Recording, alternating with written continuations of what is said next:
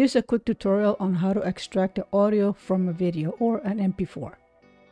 We're going to use, for this tutorial, I'm going to use VLC. So I'm going to go to Media.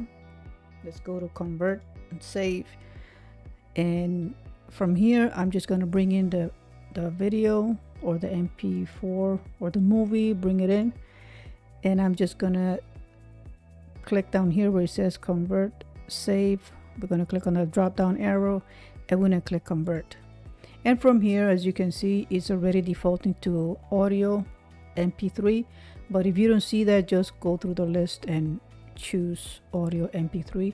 And then from the destination file section, you're just going to click Browse and just pick a place where you want to save it under. So here, I'm just going to call it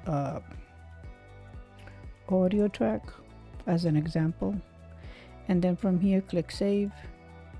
And now click Start. And if you look here, it's already done. So if I come here to this section where I saved it and I click Refresh, we're going to see the audio here, audio track. And this is how you extract the audio from a video using VLC. Thank you for watching and be well.